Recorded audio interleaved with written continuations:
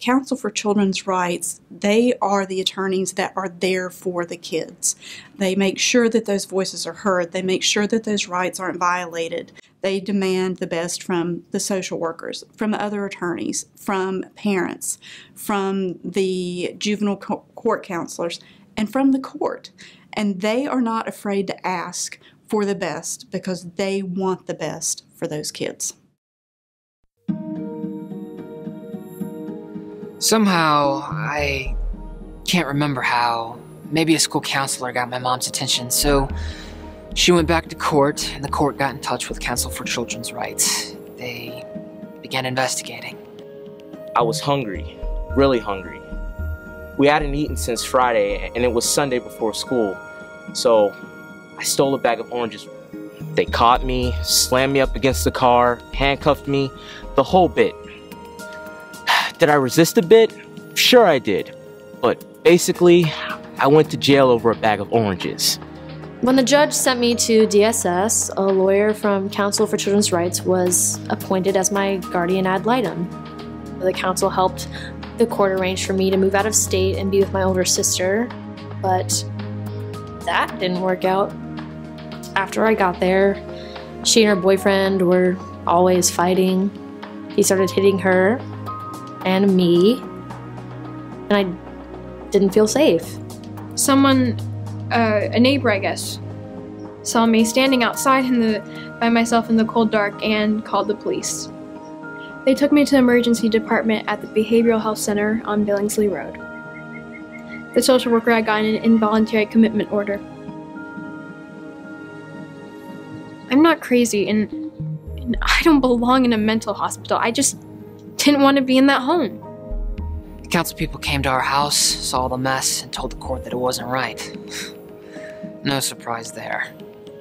My dad's visitation rights were suspended. I wanted stability. I wanted safety. And I wanted my dad to just get well. When I went before the judge, he told me I was charged with resisting arrest, common law robbery, and truancy. Yeah, I missed a lot of school, but it's hard to get to school when you're essentially homeless. I mean, moving every week.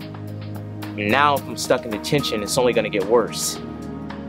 Common law robbery? It was only a bag of oranges. I needed someone to listen to me, and no one did. Except that lawyer. I kept her number when I moved. Have you ever been to the emergency department at the Behavioral Health Center? It's not a happy place.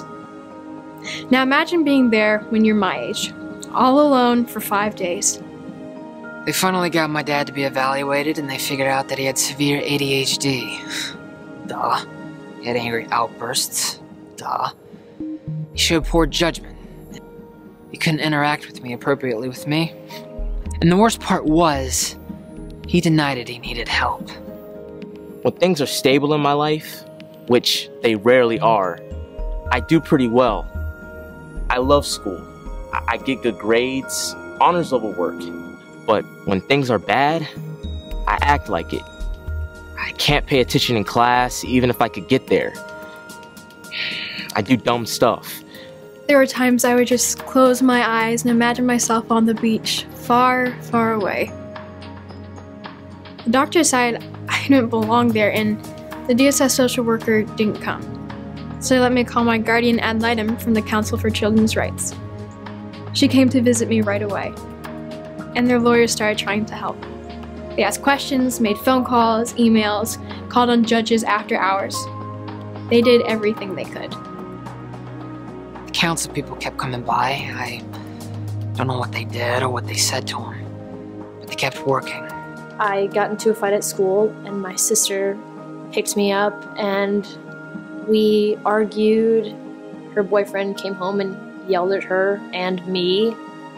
I yelled back, and he smacked me across the face with the back of his hand, and I ran out the door crying. I'm in the parking lot of a strip mall with a huge bruise on my cheek, no food, no money, nothing but a cell phone with 25% battery, and only one phone number to call. That lawyer's